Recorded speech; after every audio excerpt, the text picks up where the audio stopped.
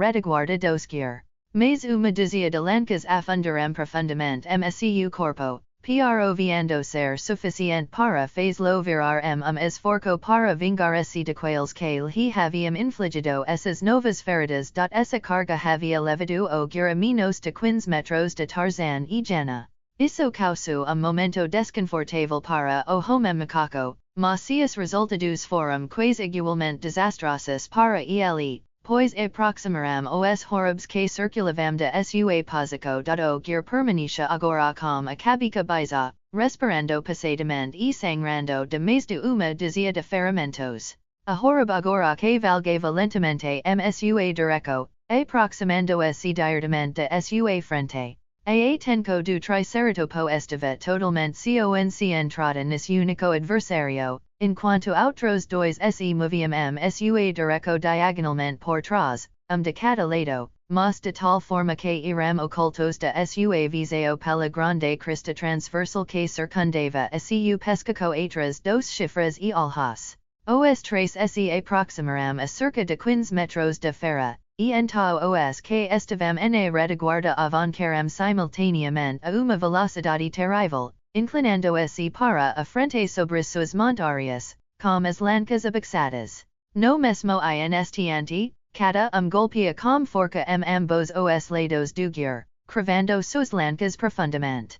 Tão perto chegaram de sua presa que suas montárias atingiram os ombros dos guia ao viraram e se afastaram novamente. Por instante, a grande criatura permaneceu cambaleando seus rastros. E então desceu passadamente para a frente, rolando sobre seu lado as últimas lancas haviam perfurado seu coraco. Tarzan sentiu alivio por tudo ter terminado, pois tinha momentaneamente ser descoberto pelos horrores que circulavam, e congratulava-se com a boa sorte deles quando toda a bandada homens serpente virou suas montárias e caiu rapidamente na direção de seu esconderijo. Mais uma vez, formaram seu círculo, mas desta vez Tarzan e Jana estavam seu centro. Evidentemente, os horrores os haviam visto, mas os ignoraram temporariamente depois de despacharam os guia. Teremos que lutar, diz Tarzan, e como o ocultamento não era mais possível, ele se levantou. Sim, diz Jana, levantando-se para ficar ao lado dele. Teremos que lutar, mas o fim será o mesmo. São 50 deles e apenas dois de nos. Tarzan encaixou uma flecha seu arco. Os horrores circulavam lentamente ao redor deles, inspecionando sua nova presa. Finalmente, aproximaram-se e detiveram suas montárias, encarando os dois. Agora, pela primeira vez, Tarzan pôde obter uma boa visão dos homens serpente e de suas montárias igualmente hediondas. A conformação dos horrores era quase idêntica à do homem no que dizia respeito ao tronco e as extremidades. Seus pés com 3 dedos e mãos com 5 dedos eram os de reptais. A cabeça e o rosto assemelhavam-se a uma serpente, mas orelhas pontudas e dois chifres curtos conferiam uma aparência grotesca e, ao mesmo tempo, horripilante. Os bracos eram mais bem proporcionados do que as pernas, que eram bastante desformes.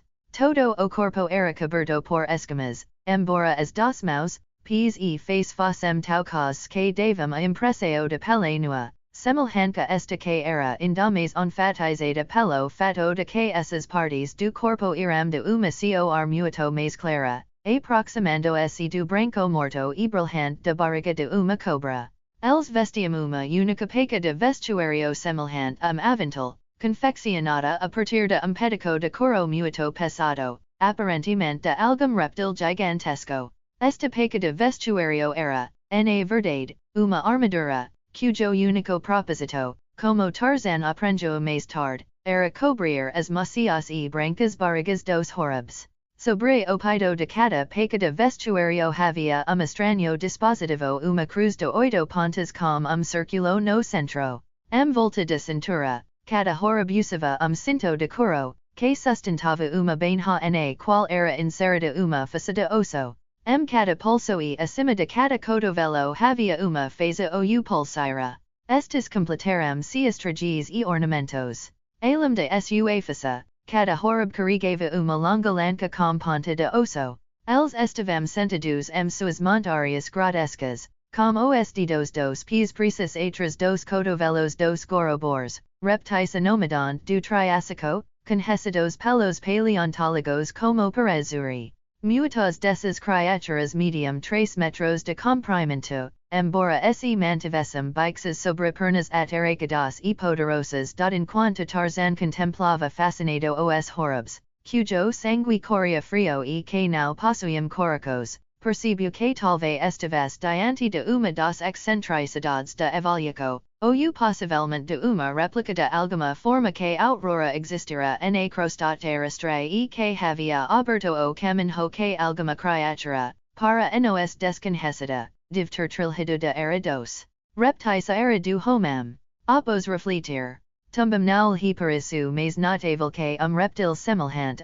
homem pudes evaluar a partir de reptis do que o fato de as aves terem feito o mesmo ou, como as descobertas científicas demonstram atualmente, os mamíferos devem ter feito. Esses pensamentos passaram rapidamente, quase instantaneamente, por sua mente enquanto os horribs ali estavam sentados, como seus olhos pequenos e sem palpebras fixos neles, mas esse Tarzan havia ficado atenito com a aparência dessas criaturas, a emicaoism. Despertado não se comparava ao coque que recebeu quando deles falou, dirigindo-se a ele na língua comum dos quilax de pelucidar. Voce não pode escapar, ele disse. Depois suas armas.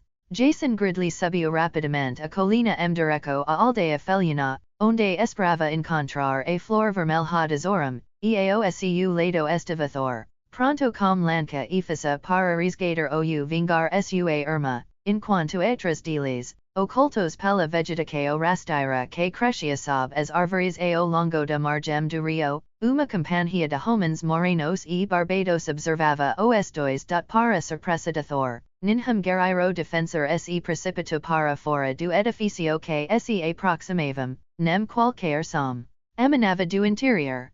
Tenha cuidado, advertiu ele a Jason, podemos estar caindo uma armadilha, e o americano, aproveitando o conselho de seu companheiro, avanca com mais cautela. Chegaremos à entrada do edifício e, o momento, nenhuma psico a sua progressão se manifestará. Jason parou e olhou atrás da porta bisa, então, curvando se, entrou com Thor seus calcanhares. Não há ninguém aqui, disse Jason, o edifício está deserto. Boa sorte na próxima então, disse Thor, mas não havia ninguém no edifício seguinte, nem no seguinte, nem nenhum dos edifícios da aldeia felian. Todos partiram, disse Jason. Sim, respondeu Thor, mas eles retornarão. Vamos descer entre as árvores à beira do rio e esperar por eles ali, escondidos. Inconscientes do perigo, os dois desceram a encosta e adentraram a vegetação rasteira que crescia exuberante sob as árvores. Eles seguiram uma trilha estreita, desgastada pelas sandálias felianas. Mal a folhagem se fecou sobre eles, uma dúzia de homens saltaram sobre eles e os levaram ao chão. Instante, foram desarmados e seus pulsos amarrados atrás das costas, seguida, foram puxados bruscamente para se levantaram, e os olhos de Jason Gridley se arregalaram ao vislumbraram seus captors pela primeira vez. Ora, pelo amor de Deus, exclama ele. Aprendi a encarar com relativa calma rinoceronte lanosos, mamuts, triquodont, pterodactylos e dinossauros, mas jamais esperei ver o capitão Kidd, Lafitte e Sir Henry Morgan no coraco de pelucidar. Surpreso, ele voltou a sua língua nativa, que, naturalmente, nenhum dos outros entendia. Que idioma esse, exigiu de seus captors.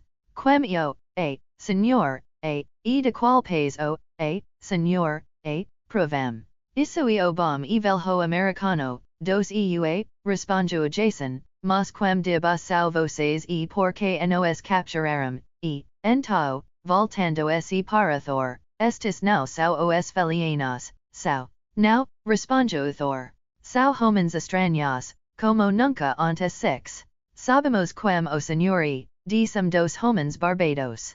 Conhesimos o pais de onde o senhor vem. Now tent nos in gunner. Muito bem, então, esse o senhor sabe, libertame, pois deve saber que não estamos em guerra com ninguém.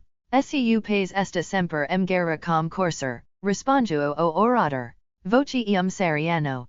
Sei disso pelas armas que carrega. No momento mk as 6, sub que vinhada dist anti-sari. O cid ficara feliz recibilo, e bolftumbum. Talvez, crescento, voltando se para deseas companheiros, este seja o proprio tanner. Vocês ouviram quando era prisioneiro corser. Now, eu estava cruzeiro, respondiu o outro. Now o 6, mas se for ele mesmo, seremos bem recompensados. Podemos muito bem retornar ao navio agora, diz o primeiro orador. Não há mais sentido esperar por esses nativos desajudados, com apenas uma chance de encontrar uma mulher entre eles. Desaramos mais abaixo no rio que essas pessoas às vezes capturavam mulheres tesouro. Talvez fosse prudente aguardar. Now, diz o outro, gostaria muito de ver uma dessas mulheres tesouro sobre as quais avifalar a vida toda, mas os nativos não retornarão enquanto estivermos por perto. Já estamos longe do navio há muito tempo e, se conheco o capitão, ele estará querendo degolar alguns pescacos quando voltarmos. Atracado a uma árvore ao longo da costa e guardado por outros 5 corsers, estava escalar, mas de estilo que lembrava a leitura da infância de Jason, assim como os homens barbados com seus trajes bizarros, suas grandes pistolas e alfanjas e suas antigas arcabuzes. Os prisioneiros foram amontoados no barco, os corsers embarcaram e a embarcação foi emparada para o riacho, que aqui era estreito e veloz à medida que a corrente os arrastava rapidamente. Jason teve a oportunidade de examinar seus captors. Irem uma tripulação com a aparência mais vil que ele jamais imaginara fora de fico, e mais tipicamente piratica do que os piratas mais ferozes de sua imaginação. Com brincos e, alguns casos, piercings de naras de ouro, como os lencos alegres amarrados suas cabicas e feixes corporais suas cinturas, eles teriam apresentado uma imagem deslumbrante e colorida a uma distância suficientemente grande para transformar sua sujeira e remendos uma textura agradável. Embora na história de Tanner de Pelucidar que Jason havia recebido por radio de Perry, ele tivesse se familiarizado com a aparência e a natureza dos corsers, agora percebia que então os havia aciatado mais como aciatera os piratas de historia e de suas leituras de infância como ficticios ou, na melhor das hipóteses, lendários e não homens de carne e osso como os que via diante de si, com suas bocas cheias de juramentos e piadas grosseiras, a sujeira e a imundícia de realidade marcando os como seres humanos reis. Nesses corsers selvagens, msu barco, suas vestimentas e suas antigas armas de fogo, Jason viu a prova conclusiva de sua descendência de homens de crosta. Externa e percebeu como eles devem ter transmitido a mente de David Innes uma convicção avassaladora de existência de uma abertura polar que leva de pelucidar ao mundo exterior. Embora Thor estivesse desanimado com o destino que os havia lancado nas mãos de aquelas pessoas estranhas, Jason não tinha certeza de que isso não pudesse mostrar uma sorte para si, pois, pela conversa e pelos comentários que ouvira desde sua captura, parecia razoável super que seriam levados a corser, a cidade onde David Innes estava confinado e que, portanto, era o primeiro objetivo de sua expedição para efetuar o resgate do imperador de Pelucidar. O fato de que ele chegaria ali sozinho e prisioneiro não era, msi, motivo de alegria, contudo, no geral. Ele não estaria empire situado do que se permanecesse vagando sem rumo por país repleto de perigos desconhecidos, sem a menor esperança de conseguir localizar seus companheiros. Agora, ao menos, ele estava quase certo de ser transportado para lugar que eles também estavam tentando alcançar, e, asum, as chances de reencontro iram muito maiores o caso de agua por onde flutuavam serpentiva por uma floresta pantanosa, cruzando inúmeras lagoas que, por vezes, atingiam dimensões que as elevavam à dignidade de lagos. Por toda parte, as águas e as margens fervilhavam de vida reportiliana, sugerindo a Jason Gridley que ele estava contemplando uma cena como a que poderia ter sido encenada paraíso mesozoico incontáveis eras antes, sobre a crosta externa. Tau numerosos e, por vezes, tau colossais e beligerantes eram os reptais selvagens que a descida do rio se tornou uma luta constante, durante a qual os coursers estavam sempre alerta e frequentemente eram compelidos a descarregar suas arcabuzes déficit de suas vidas. Na maioria das vezes, o rudo das armas afugentava os reptais atacantes, mas, ocasionalmente, deles persistia no ataque a ser morto, tampouco era remota a possibilidade de que, desses encontros, algum soriano feraz e sem cerebro de malas sua embarcação e devoras a tripulaco com seus semelhantes. Jason e Thor haviam sido colocados no meio do barco, onde se agachavam no fundo, com os pulsos indopreces atrás das costas. Próximo a Jason estava corsair, a quem seus companheiros se dirigiam como ligeio. Havia algo no sujeito que atraía a atenção particular de Jason. Talvez tenha sido seu semblante mais aberto ou comportamento menos selvagem e profano. Ele não havia se juntado aos outros nas piadas grosseiras que eram dirigidas contra seus cativos. Na verdade, ele prestava pouca atenção a qualquer coisa além do trabalho de defender o barco contra os monstros atacantes. Parecia não haver ninguém no comando do grupo, todas as questões sendo discutidas entre eles e, dessa forma, uma decisão sendo tomada. Contudo, Jason notara que os dema oviam atentamente quando ligeio falava, o que ocorria raramente, embora sempre de forma inteligente e objetiva. Guiado pelo resultado dessas observações, ele selecionou ligeio como o coursor mais lógico por meio do qual fazer uma solicitação. Assim que possível, ele chama a atenção do homem. O que o senhor deseja? Perguntou ligeio. Quem está no comando aqui? Perguntou Jason. Ninguém, respondeu o coursor. Nosso oficial foi morto a caminho. Por que pergunta? Desejo que as algemas sejam removidas de nossos pulsos, respondeu Jason.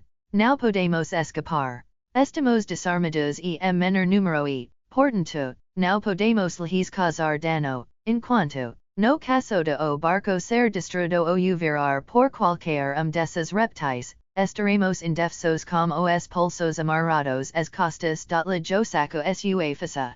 O que o senhor pretende fazer? Perguntou dos outros coursers que havia escutado a conversa. Recordar os lacos deles, respondeu ligeio. Não há nada a ser ganho los preces. Quem e o senhor para dizer que seus lacos serão cortados? Questionou o outro de forma beligerante. Quem e o senhor para dizer que não devem? Retrucou ligeio calmamente, aproximando-se dos prisioneiros. Vou mostrar quem e isso? Gritou o outro. Sacando sua faça e avancando direto a ligeio. Não houve hesitação. Como uma pantera, ligeio se lançou sobre seu adversário. Golpeando a mão que sairava a faça com seu antebraço esquerdo e, ao mesmo tempo, cravando sua lâmina de aparência sinistra o cabo no peito do outro. Emitindo único grito aterrorizante, o homem afundou-se vida no fundo do barco. Ligeio arrancou sua faça do cadáver, limpou na camisa de seu adversário e cortou silenciosamente as amarras que prendiam os pulsos de Thor e Jason. Os dema coursers observavam, aparentemente impassíveis com a morte de seu companheiro, exceto por uma ou duas piadas grosseiras a custa do falecido e grunhido de aprovaco ao ato de ligeio. O assassino removeu as armas do corpo do homem morto e as lançou para trás, fora do alcance dos prisioneiros, então fez sinal para o cadáver. Jogam no ao mar, ordenou, dirigindo-se a Jason e Thor. Espera, gritou outro membro de tripulaco. Eu quero as botas dele. Sua faza e minha, gritou outro, e logo mia dizia dilis estavam brigando pelos pertences do cadáver como bando de cas sobre osso. Lejo não participou dessa altercação e, em breve, os poucos e miseráveis pertences que servirem para cobrir a nudez do homem morto foram arrancados de seu cadáver e divididos entre eles pelo simples expediente de permitir que os mais fortes tomassem o que pudessem, então, Jason e Thor deslizarem o corpo nu para fora de embarcação, onde foi imediatamente aprendido por vorazes habitantes do rio interminável, rumo a destino desconhecido, parecia a jornada para Jason. Els comerem e dormirem muitas vezes, e o rio ainda serpentiva pelo pantano interminável. A vegetação exuberante e as flores que margivem as margens, ha muito tempo diazarem de interessa, sua persistente monotonia tornando as quais odiosas aos olhos.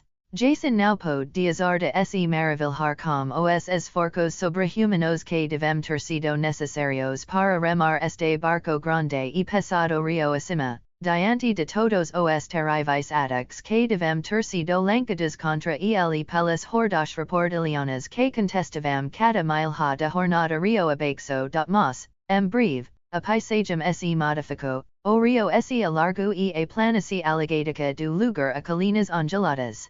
As florestas, que ainda margivem as margens, estavam mais livres de vegetação rasteira, sugerindo que poderiam ser os pastos de manadas de anime herbivoros, teoria que logo foi comprovada pela visão de ribanos pastando, entre os que jaceo reconheceu servos vermelhos, bison, bois e várias outras espécies de anime herbivoros. A floresta na margem direita era aberta e ensolarada, e como se os ribanos pastando apresentava aspecto alegre de calor e vida, mas a floresta na margem esquerda era escura e sombria. A folhagem das árvores, que atingiam proporções tremendas, era tão densa que praticamente impedia a entrada de luz solar, o espaço entre os troncos dando a impressão de longos corredores escuros, sombrios e proibitivos. Havia menos reptiles no riacho aqui, mas os coursers pareciam incomumente nervosos e apreensivos como o perigo opos enterum neste trecho do rio. Anteriormente, eles haviam estado a deriva com a corrente, utilizando apenas único remo, a moda de escavaco, na popa para manter a prau do barco apontada para jusante, mas agora eles guarneceram os remos, pressionando Jason e Thor a remar com os dima. Arquebuzes carregados jaziam ao lado dos remadores, enquanto na prau e na popa homens armados estavam constantemente de vigia. Prestaram pouca atenção a margem direita do rio, mas voltaram seu olhar nervoso e atento para a margem esquerda, escura e sombria. Jason se perguntava o que eles temiam, mas não teve oportunidade de perguntar e não houve tregua no remo, pelo menos para ele e Thor, embora os coursers alternassem entre vigiar e remar. Entre remos e correnteza, eles progrediam excelentemente. Embora Jason não tivesse como saber se estavam próximos do fim da zona de perigo ou não, assim como não podia prever a natureza da ameaça que certamente os aguardava, a julgar pela atitude dos corsários. Os dois prisioneiros estavam à beira de exaustão. Quando lejou noto sua condição e os alivio dos remos, Jason não conseguia determinar há quanto tempo remavam, embora soubesse que, como ninguém havia comido ou dormido desde que entraram neste trecho do rio, o tempo devia ter sido considerável. Ele estimou a distância percorrida pouco mais de 100 milhas, e ele e Thor estiveram continuamente nos remos durante todo o período, sem comida nem sono, mas mal se jogaram no fundo do barco quando grito, vibrante de excitação, surgiu de prau. Lá estão eles, grito o homem, e instantaneamente tudo se tornou excitação a bordo do barco. Continuam a remar, grito lijo. Nossa melhor chance e passar por eles. Embora quase exausto pela fadiga a ponto de não encontrar interesse nem mesmo na morte iminente, Jason arrastou se uma posição sentada que elevou-se os olhos acima do nível das bordas do barco. A princípio, ele não conseguiu sequer classificar vagamente a horda de criaturas que nadavam sobre a superfície plácida do rio com a evidente intenção de interceptá-los, Mas logo percebu que iram criaturas semelhantes a homens montadas nas costas de reptis horripilantes. Els portavam longas lancas e suas montárias escamosas atravessavam as águas a uma velocidade incrível. A medida que o barco se aproximava deles, ele percebu que as criaturas não eram homens, embora tivessem a forma humana, mas sim reptis grotescos e horríveis como cabicos de lagartos, a cuja aparência naturalmente assustadora, orelhas pontudas e chifres curtos adicionavam uma certa grotesquidade horrível. Meu Deus, exclama ele. O que são eles? Thor, que tumbam se arrastara eight centuresi, estremeço. Eles são os horribs, disse ele. E preferível morar a cair suas garras. Arrastado pela corrente e impulsionado pelas longas remadas e por seu próprio e terrível impito, o pesado barco disparou diretamente direto à horrenda horda. A distância que os separava diminuía rapidamente. A embarcação estava quase sobre o horrible quando uma arcabuz na prau disparou.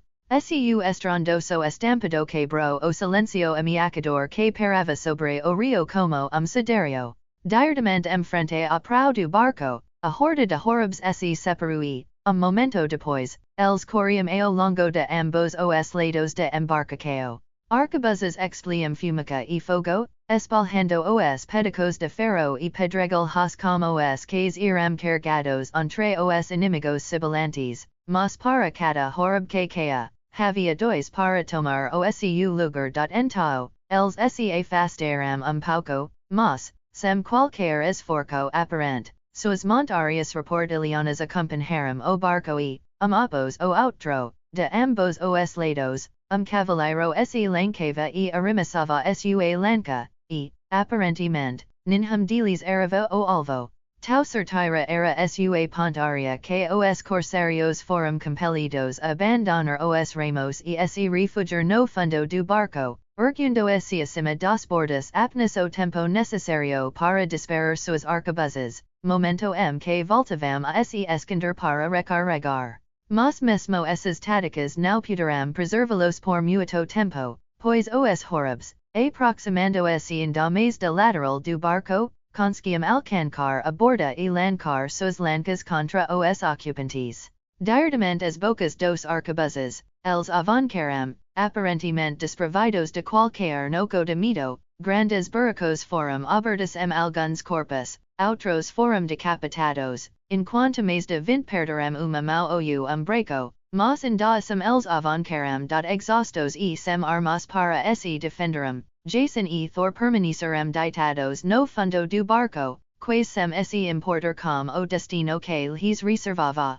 Semi-cobertos pelos cadáveres dos corsairs caídos, jaziam uma poca de sangue. Sobre eles, as arcabuzes ainda rugiam meio a gritos e maldicos, e acima de tudo erguia-se o grito estridente e sibilante que parecia ser o grito de guerra dos horribs. O barco foi arrastado para a praia e a corda amarrada ao tronco de uma árvore, embora por 3 vezes os corsairs tivessem cortado a linha e por 3 vezes os horribs tivessem sido forcados a substituí-la. Restavam apenas alguns membros de tripulação que não haviam sido mortos ou feridos quando os horribs abandonaram suas montárias. E se lançaram sobre as bordas para atacar suas presas.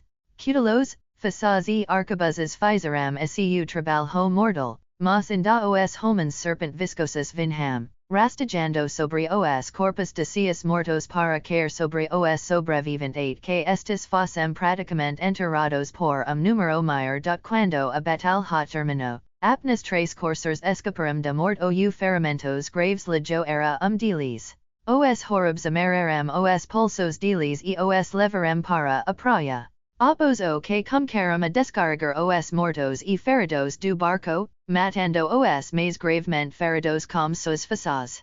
Finalmente encontrando Jason e Thor, e constatando que estavam ilsos, amarraram os como haviam feito com os corsairs vivos e os colocaram como os dema prisioneiros na praia. A batalha terminada, os prisioneiros acerrados, os horribs lançaram-se sobre os cadáveres dos mortos, e não descansaram que os devorassem a todos, In quanto jaseo ecius compenhieros prisioneros centov msc nogidos de horror durante o macabro banquete. Mesmo os coursers, crues e insensivis como iram, estremitium diante de viseo. Porque supo que els estao nos salvando, pergunta Jason. Lijo balanco acabica. Now sei, dis ele. Sem duvida, para nos alimentar as sos mulheres e criancas, dis Thor. Dizem que mantum seus prisioneros humanos e os engordum. Sabe o que sao? Jaos vio antes, pergunta Lijo a Thor. Sim, eusei o que sao, dis Thor, mas estes sao os primeiros que ja6. Sao os horribs, o pavo serpent. Els habitem entre orella am eos gear course. In quanto Jason observava os horribs mscu banquete macabro, ele subitamente se torno conscient de uma notável mudança que estava ocorrendo msua aparência. Quando os vira pela primeira vez e durante toda a batalha, apresentavam uma cor azulada horripilante, com maus, pés e rostos vários tons mais pálidos que o restante do corpo. No entanto, aos entregaram aoscu rapasto sangrento, essa tonalidade gradualmente se esvaiu, sendo substituída por tom avermelhado, que variava intensidade entre os indivíduos. Os rostos e extremidades de alguns deles tornaram se quais carmesins à medida que o banquete avançava. Se a aparência e a ferocidade sanguinária das criaturas o apavoravam. Não menos surpreso fica quando as ouviu pela primeira vez conversar na língua comum dos homens de pelucidar. Conforme que o geral das criaturas, suas armas, que consistiam longas lancas e faças de pedra, o vestuário semelhante a aventais que usavam e a evidente tentativa de ornamentação, exemplificada pelas insignias sobre os peitos de suas vestes e as pulseiras que usavam. Tudo tendia a estabilizar uma sugestão de humanidade que era ao mesmo tempo grotesca e horrível, mas quando a esses outros atributos foi adicionada a fala humana, a semelhança com o homem criou uma impressão indescritivelmente repulsiva. Tão grande era a fascinação que as criaturas despertavam na mente de Jaseo que ele não conseguia desviar nem seus pensamentos nem seus olhos deles. Ele notou que, embora a maioria deles tivesse cerca de 1,80 m de altura, havia muitos muito menores, variando cerca de 1,20 m, enquanto havia indivíduo tremendo que devia ter quase 3 metros de altura. No entanto, todos eram proporcionados de forma idêntica e a diferença de altura não parecia estar relacionada a uma diferença de idade. Excito que as escamas do maior deles eram consideravelmente mais espessas e ásperas. Mais tarde, porém, ele viria a aprender que as diferenças de tamanho prediziam diferenças de idade, o crescimento dessas criaturas sendo governado pela mesma lei que governa o crescimento dos reptais, que, diferentemente dos mamíferos, continuam a crescer durante toda a duração de suas vidas. Após se fartaram de carne dos coursers, os horribs se deitaram, mas Jason nunca sub se para dormir ou não, pois seus olhos sem palpebres permaneciam constantemente fixos. E agora, novo fenomeno ocorreu.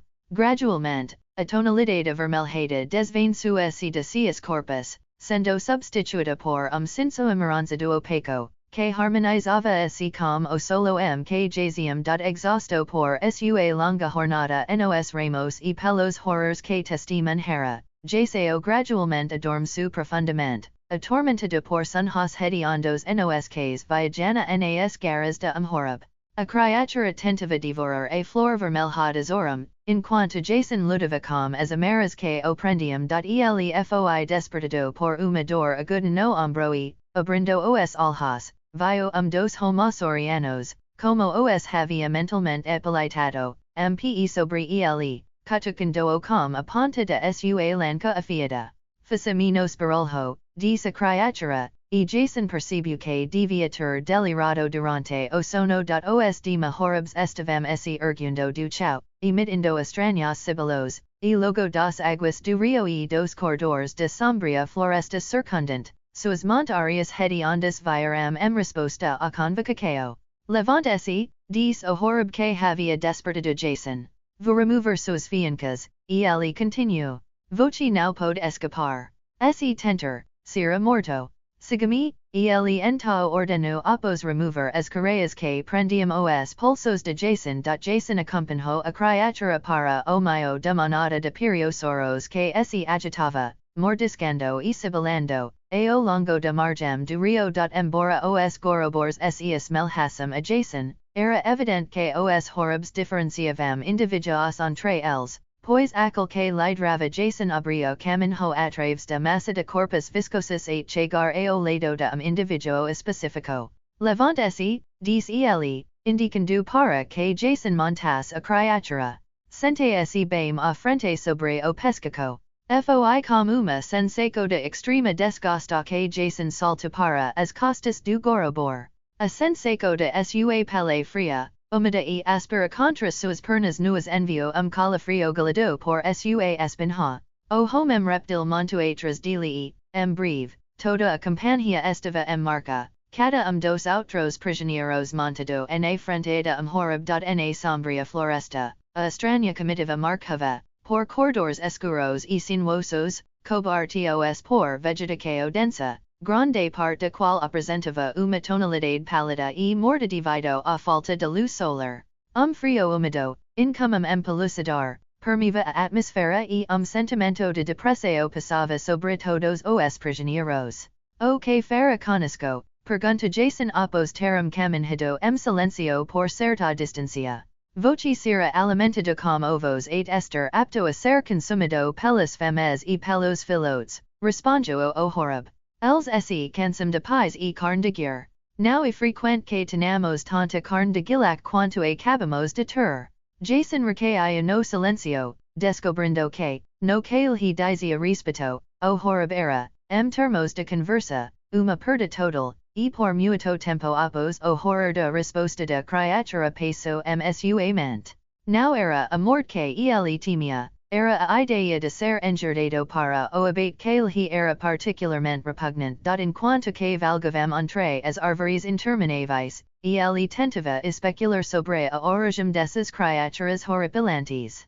Parecia he que poderiam constituir esforço supremo de natureza para atingir objetivo superior por uma rota menos tortuosa do que aquela que a avaliaco havia seguido na crosta externa, desde a era dos reptis e a era do homem. Durante a marca, Jason vislumbrava occasionalmente Thor e os dema prisioneiros, embora não tivesse oportunidade de trocar palavras com eles. Após o que pareceu período interminável, a comitiva emergiu da floresta sob a luz do sol, e Jason avistou, à distância, as águas azuladas e cintilantes de lago interior. Aos aproximaram de suas margens, e ele discerniu multidos de horribs, alguns nadando ou repousando nas águas do lago, enquanto outros jaziam ou se agachavam na margem lamacenta. Ao chegaram a companhia, demonstraram apenas interesse frio e reptiliano nos guerreiros que retornavam, embora algumas das femes e jovens demonstrassem interesse sugestivo nos prisioneiros. As femes adultas diferiam muito pouco dos machos. Além do fado de serem desprovidos de chifres e andaram nus, Jason não conseguiu descobrir nenhuma outra característica distintiva. Ele não viu sinais de uma aldeia, nem qualquer indicação de artes ou oficios além daqueles necessários para produzir suas armas rústicas e a simples armadura forma de avental que os guerreiros usavam para proteger a pele macia de seus ventres. No caminho, passaram por diversas femes depositando ovos, que eles colocavam na lama macia e quente, logo acima de linha de água, cobrindo os livremente com lama e, seguida, fincando uma estica fina no chão para marcar o ninho. Ao longo da costa, naquele ponto, havia centenas de esticas como aquelas, e mais adiante Jason viu vários horribs minúsculos, aparentemente recém-nascidos, contorcendo-se para cima, saindo da lama. Ninguém lhes prestou a menor atenção enquanto cambaleavam e se desequilibravam, tentando se acostumar ao uso de seus membros, sobre os que se moviam inicialmente, como pequenos lagartos grotescos. Chegando a margem mais alta, o guerreiro encarregado de Thor, que estava na frente, subitamente po a boca do prisioneiro como mau, apertando firmemente o nariz de thor entre o polegar e o indicador, e, sem outras preliminares, mergulhou de cabeça nas águas do lago, levando sua vítima. Consigo. Jason ficou horrorizado ao ver seu amigo e companheiro desaparecer sob as águas lamacentas, que, após a momento de violenta agitação, se acalmaram novamente, diazando apenas uma angelico circular cada vez maior para marcar o local onde os dois haviam desaparecido. Instante depois, outro horrible mergulhou com la joie, rapida sucessão. Os outros dois corseiros tiveram destino semelhante. Com esforço sobre-humano, Jason procurou libertar-se das garras de seu captor, mas as mãos frias e úmidas o cerravam firmemente. Deles teve a boca e o nariz subitamente tapados e, no instante seguinte, sentiu as águas mornas do lago envolvendo-o. Lutando para se libertar, e ele estava consciente de que o horrible ocorrigava rapidamente sob a superfície. No momento, sentia lama viscosa sob si, ao longo da qual seu corpo era arrastado. Seus pulmões clamavam por ar agonia torturante, seus sentidos cambaleavam e, momentaneamente, tudo se escureceu diante de si, embora não mais escuro do que a escuridão estigia do buraco para o qual estava sendo arrastado. Então, a mão foi removida de sua boca e nariz, mecanicamente, seus pulmões aspiraram ar e, à medida que a consciência retornava lentamente, Jason percebeu que não estava afogado, mas sim deitado sobre leito de lama, inalando ar e não água. A escuridão total o envolvia, sentiu corpo úmido rocar-se contra o seu, e depois outro e outro. Houve som de res pingos, água borbulhante, seguida, silencio o silencio do túmulo. Estando à beira das grandes planícies de guerra, cercado por criaturas armadas, que acabavam de demonstrar sua capacidade de destruir uma das criaturas mais poderosas e ferozes que a evolução já conseguiu produzir, Tarzan dos macacos ainda lutava de pé suas armas, como he fora instruído, e render-se, sem resistência, destino desconhecido. O que pretende fazer conosco, exigiu do horrible que lhe havia ordenado que depassesse suas armas. Nos o levaremos a nossa aldeia, onde será bem alimentado, respondeu a criatura. Voce não pode escapar de nos, ninguém escapa dos horribs. O homem macaco hesita. A flor vermelha desorum aproximo-se dele. Vamos com eles, ela sussurrou. Não podemos escapar deles agora, são muitos. Possivelmente, SEOS acompanharmos, encontraremos uma oportunidade mais tarde. Tarzan assentiu e, seguida, voltou-se para o horrible. Estamos prontos, disse ele. Montados sobre os pescacos dos gorobores, cada frente a guerreiro horrible, foram transportados por uma extremidade do guercores a mesma floresta sombria pela qual Jason e Thor haviam sido levados, embora a tenham adentrado por uma direção diferente. Surgindo na extremidade leste das montanhas de Thipdars, rio flui direção sudeste, adentrando seu curso a sombria floresta dos horribs, através da qual desate o rela o rio de escuridão. Foi próximo à confluência desses dois rios que os corseiros foram atacados pelos horribs, e foi ao longo do curso superior do mesmo rio que Tarzan e Jana estavam sendo conduzidos rio abaixo direção à aldeia dos homens lagarto. O lago dos horribs situa-se a uma distância considerável da extremidade oriental das montanhas dos Thipdars, talvez 500 milhas, e onde não há tempo e as distâncias são medidas por comida e sono, pouco importa se os lugares estão separados por 5 ou 500 milhas. Homem pode viajar 1000 milhas sem incidentes, enquanto outro, ao tentar percorrer uma milha, pode ser morto. Caso que a milha seria muito mais distante do que as 1000 milhas, pois, na verdade, teria-se mostrado uma distância interminável para aquele que atenta nesta instância. Enquanto Tarzan e Jana cavalgavam pela sombria floresta, a centenas de quilómetros de distância, Jason Gridley se ergu 8 aposico sentida mio a uma escuridao tau completa que quas podia senti la meu deus, exclama ele. Quemfalo, pergunto uma voz vinda de escuridao, e Jason recon Jesu a voz como sendo a de Thor. Su eu, Jason, responjo Gridley. Onde estamos, exigio outra voz. Erelijo esta escuro. Gostaria que tivessem nos matado, diz uma quarta voz. Now se preocupe, diz quinto, seremos mortos em breve. Estamos todos aqui, diz Jason. Aqui que estivamos todos perdidos quando os six arrastalo para a agua, por Onde estamos, exigio dos coursers. Que tipo de buraco este que nos meteram.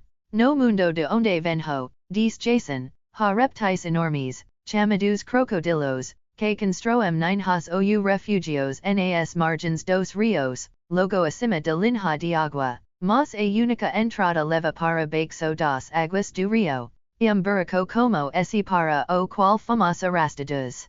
Porque não podemos nadar novamente, pergunta Thor. Talvez pudsemos, responde Jason, mas eles nos veriam e nos trariam de volta. Vamos ficar aqui na lama esperando sermos massacrados, exigiu Lijo. Now, diz Jason, mas vamos elaborar plano razoável de fuga. Agir impulsivamente não nos trará nenhum benefício.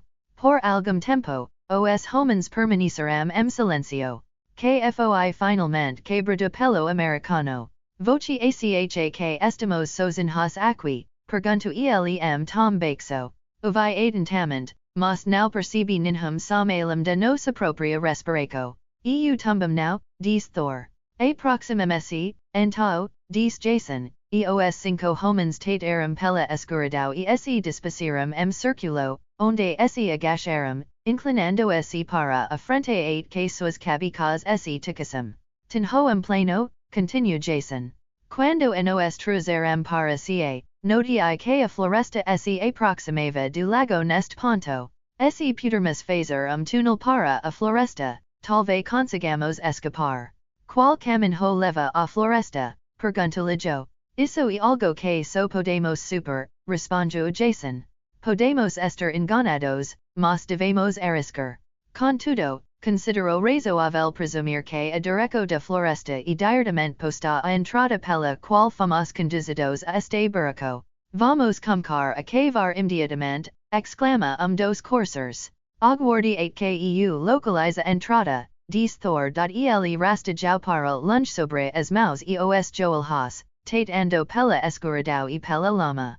No momento, ele anunciou ter encontrado a abertura, e pela direco da sua voz os demais subiram onde começar a cavar. Todos estavam cheios de entusiasmo, pois o sucesso parecia quase ao alcance da possibilidade. Mas agora se confrontavam com o problema de destinaco de terra que escavavam do túnel. Jason instruiu Lijo a permanecer no ponto onde pretendiam escavar e, seguida, ordena que os demarastajassem direcos diferentes, a fim de estimar o tamanho da câmara que estavam confinados.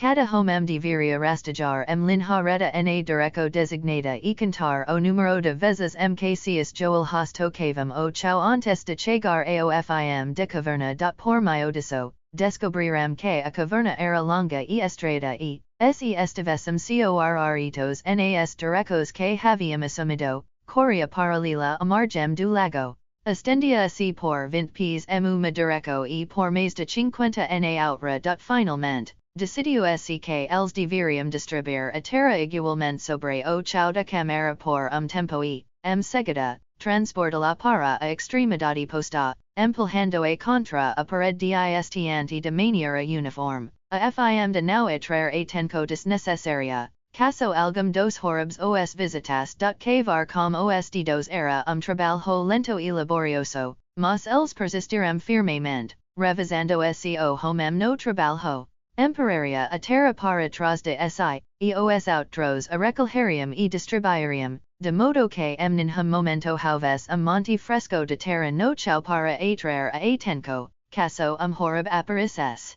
Os horribs chegaram, trouxeram comida, mas os homens puderem over o respingo de seus corpus na agua e omergul harem no lago para alcancar o túnel que levava a caverna assam avisadus, agriparame frente a entrada de seu túnel, ocultando efetivamente de vista. Os horribs, que entraram na camara, ninhum momento direm qualquer sugestão de suspeita de que algo não estivesse escrito.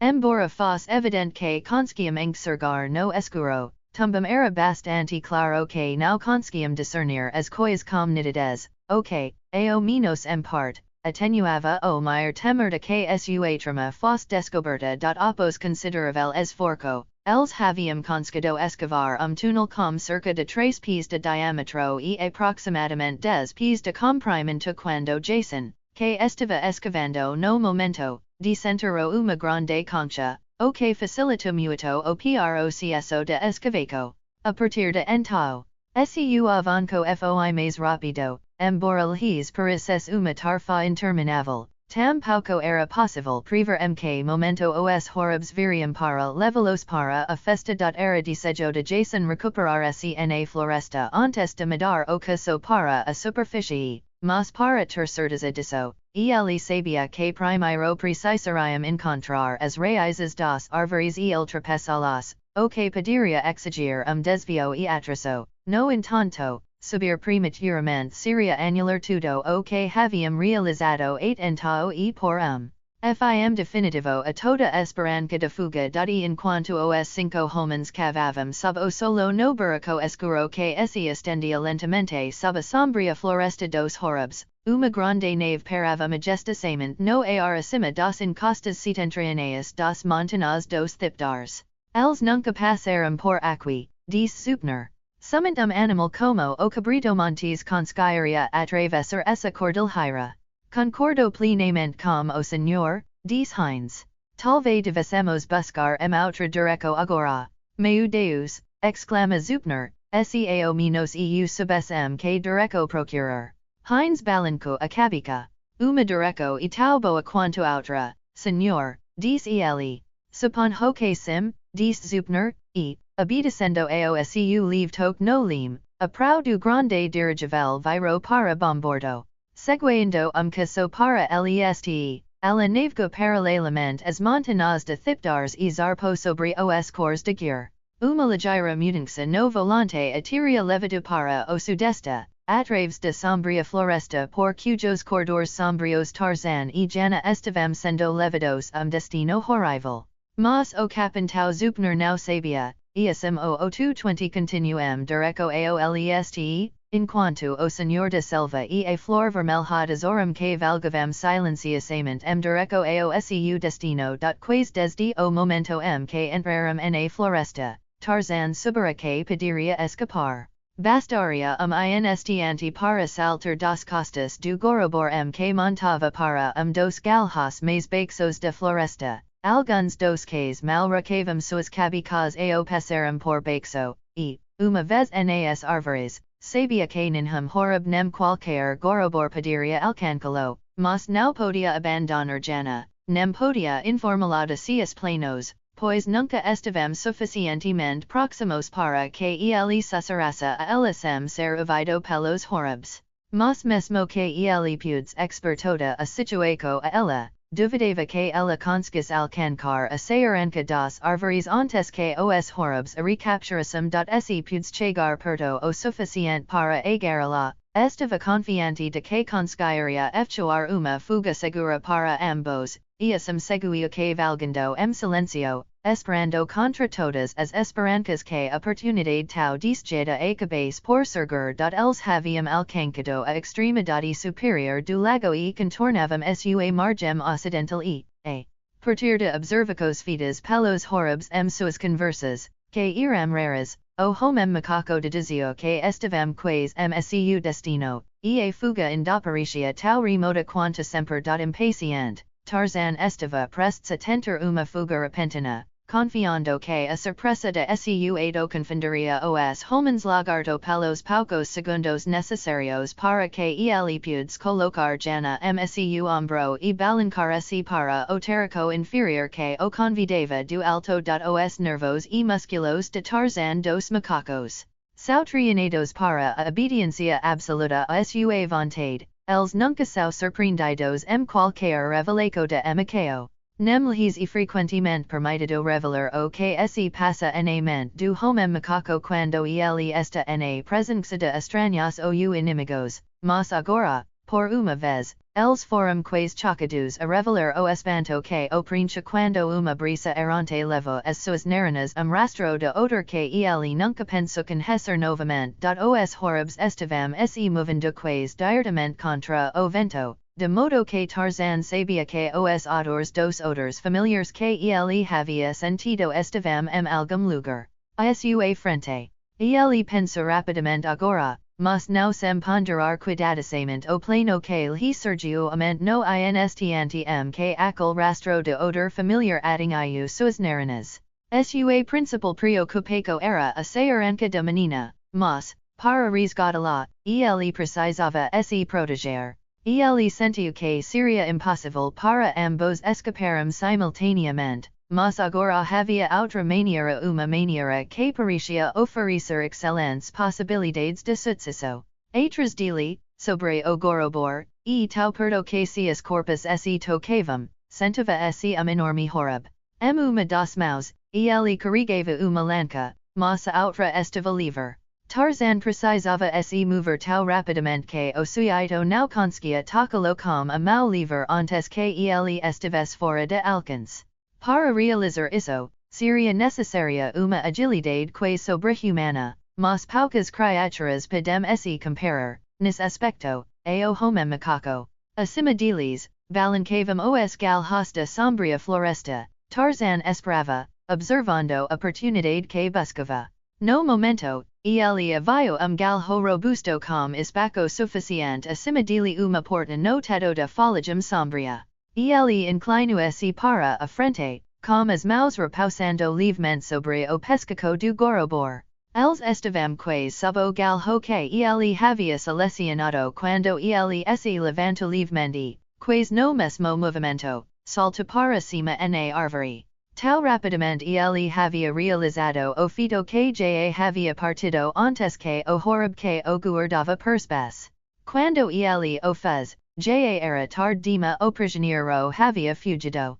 Como outros que haviam testemunhado a fuga, ele lançou grito de alerta aos que estavam à frente, mas nem pela visão nem pelo som conseguiram localizar o fugitivo. Pois Tarzan viajou pela varanda superior e toda a folhagem abaixo o escanjou dos olhos de seus inimigos. Jana, que vinha que valgando pouco atrás de Tarzan, viu sua fuga e seu correco a fundo, pois, na presença dos horribs, a flor vermelha desorum estivera tão perto de experimentar o medo quanto jamais estivera sua vida.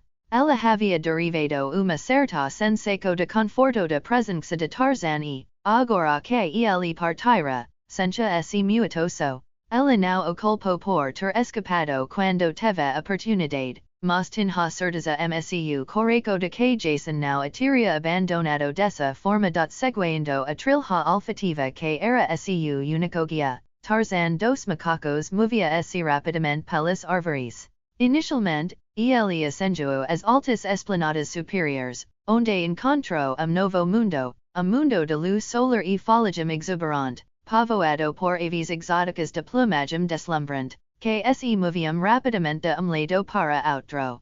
Havia também reptiles voadores e grandes mariposas vistosas. Serpentes enrolavam-se muitos galhos e, por serem de variedades desconhecidas para ele, não sabia se representavam uma ameaça real ou não. Era mundo simultaneamente belo e repulsivo, mas a característica que mais o atraía era o silêncio, pois seus habitantes pareciam não ter voz. A presença das serpentes e a folhagem densa tornavam no mundo insatisfatório para quem desejava viajar rapidamente, de modo que o homem macaco desceu a nível inferior, onde encontro a floresta mais aberta e o rastro do Cairo mais nítido suas narinas. Nem uma vez ele duvidara de origem daquele aroma, embora parecesse absurdamente inacreditável que o descobrisse ali, naquela sombria floresta na vasta pelucidar. Ele se movia muito rapidamente, pois desejava, se possível, chegar ao seu destino antes dos horrores. Ele esperava que sua fuga pudesse atrasar os homens lagarto e, de fato, foi o que aconteceu, pois eles pararam imediatamente, enquanto alguns deles subiram nas árvores em busca de Tarzan. Havia pouco seus rostos quase inexpressivos que denotas sua raiva, mas o tom agilado doentio que cobria suas escamas indicava a crescente fúria com a facilidade com que este prisioneiro Gilak havia escapado deles e, quando, finalmente,